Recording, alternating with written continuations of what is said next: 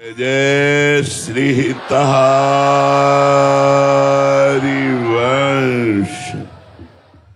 आप महामहिम परम पावन श्री वृंदावन धाम में यमुना जी के पावन पुलिन पर विराजमान है। पास में ही यमुना जी है। अपार कृपा भगवान की जब होती है तब जीव को मनुष्य शरीर मिलता है। फिर जब और कृपा बढ़ती है तो साधु समागम मिलता है। जब कृपा का परिपूर्ण स्वरूप प्रकाशित होता है तो साधना प्राप्त होती है। साधना का फल है प्रेम। सब साधन कर यह फल सुंदर, प्रभु पद पंकज प्रीति निरंतर।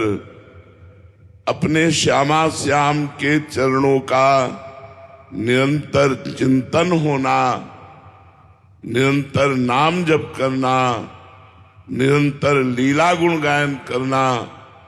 अंदर ही अंदर चिंतन चल रहा है भगवान की लीलाओं का, गुणों का, नाम का। ये फल है साधना का। हमारी साधना परिपक्व हो रही है। इसका लक्षण क्या है? पहला है शांति।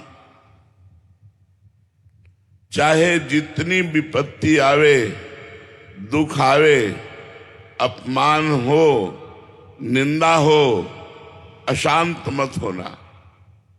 यह अध्यात्म की पहली सीढ़ी है। क्षमा। क्षमावान ही महान है, ना कि क्रोध करने वाला, ना कि दंड देने वाला, ना कि विरोध करने वाला। जो हमारा अपमान करते हैं, हमारी निंदा करते हैं, हमें दुख देना चाहते हैं, वे हमारे पापों को नष्ट करने वाले हैं। वो बड़े कृपालु हैं। हमको उनसे द्रोह नहीं करना चाहिए। तो अध्यात्म की साधना का पहला लक्षण क्षमावान, शांत। कितना भी दुख पड़े शांत रहो। और ये तभी हो सकता है जब आप गुरु कृपा पात्र खूब नाम और गुरु मंत्र जपते हैं।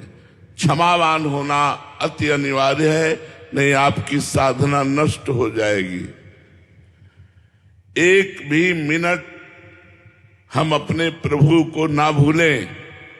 अव्यर्थ कालत्वम, कबहू काल वृथा नहीं जाए। ये दूसरी अध्यात्म की सीढ़ी है।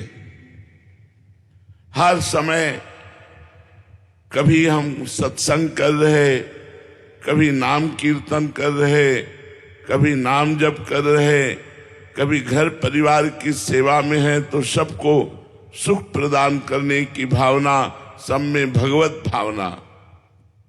और अधर्म के भोगों से वैराग्य। आप गृहस्थ में हैं, सिर्फ अपनी पत्नी से अनुराग कीजिए, वो भी भगवत भाव से।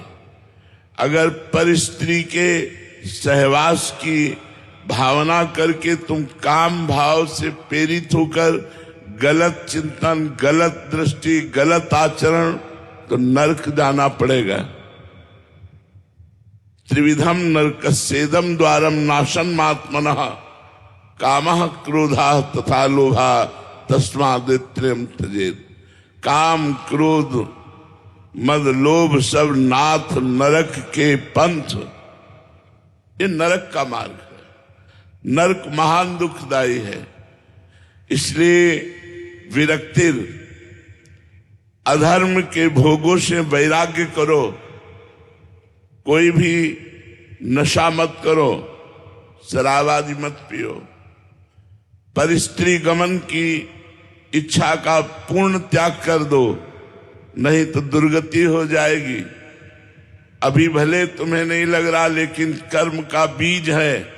जैसे हम खेती में 1 मन बीज फेंकते हैं तो 40 मन काटते हैं, 40 मन हमें प्राप्त होता है।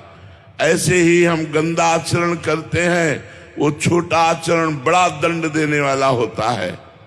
इसलिए अधर्म के आचरणों से वैराग्य, मांस मत खाओ, पर स्त्री गमन की भावना का त्याग करो, पर धन की भावना का त्याग करो, पर द्रोह का त्याग करो। अध्यात्म की दूसरी भूमिका पर आप पहुंच गए। तीसरी, मान शून्यता। सम्मान की चाह नहीं होनी चाहिए।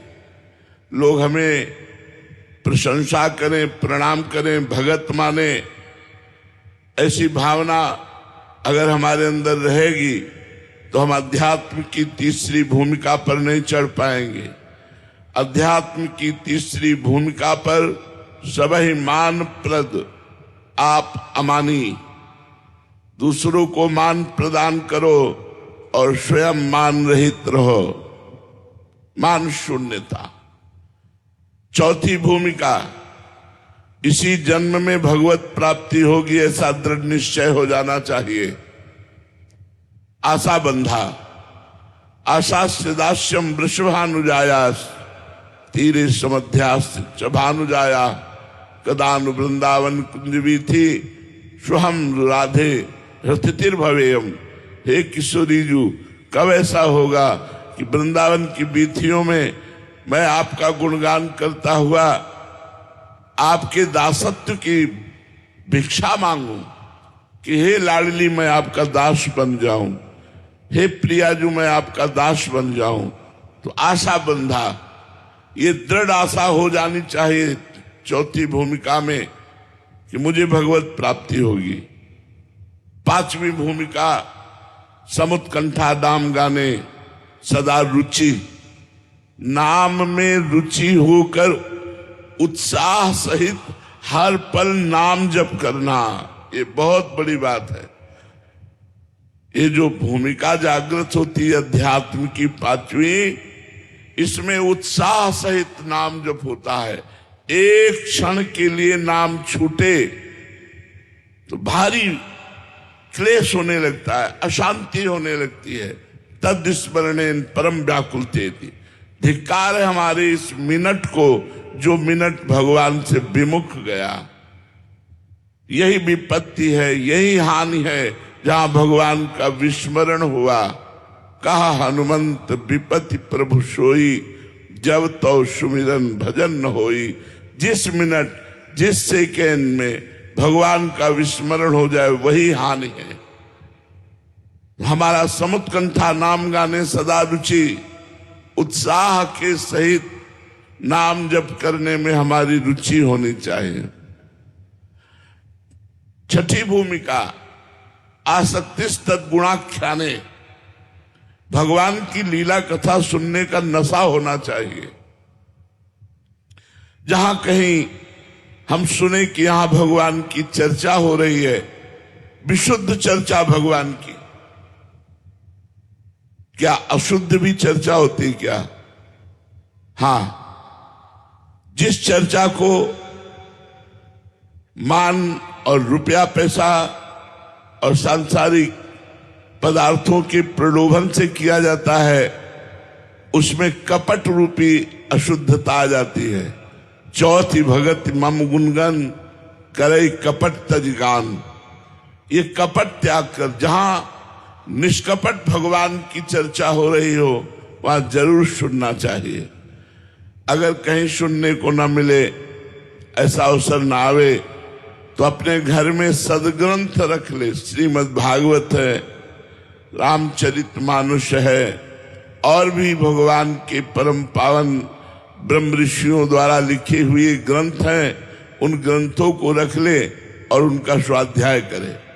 आसक्ति तत् गुणाख्याने। और आखिरी है भगवान के धामों में प्रीति हो जाना। हम वृंदावन के बिना जी नहीं सकते। हमारी ऐसी प्रीति हो जाए, हम ब्रज 84 कोस के बाहर नहीं। अगर बाहर हम रहते हैं तो हमारा मन ब्रज 84 कोस में रहता है। तन बंबई कलकत्ता में रहे लेकिन मन वृंदावन में रहे, यही जीवन का परम लाभ है। ये 7 हमारी भक्ति की भूमिकाएं अगर हृदय में जागृत हो जाए तो हमारा मानव जीवन सार्थक हो जाए। इसलिए सबसे प्रार्थना है, आप जो गुरु पूर्णिमा के उत्सव में आए हैं, आपका सबसे बड़ा पूजन होगा, हमारी बात मान लेना। ये फल फूल रुपया पैसा इनका कोई महत्व नहीं है, मायाकृत है, पर आपके पास यही है इसलिए आप भाव से लेकर आते हैं।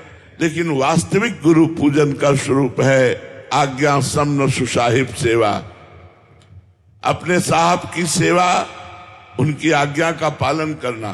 तो हमारी प्रार्थना है, दुख विपत्ति संकट शोध निगेटिव भाव नकारात्मक भाव इन पर विजय प्राप्त करने के लिए राधा राधा राधा खूब नाम जप कीजिए, राधा वल्लभ श्री हरिवंश नाम जप कीजिए।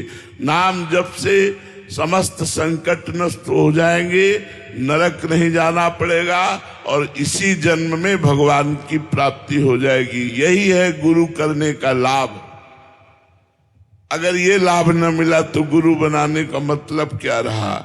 इसलिए हमारी प्रार्थना मानिए और खूब नाम जप कीजिए, कोई गलत आचरण मत कीजिए। श्री राधा वल्लभ लाल की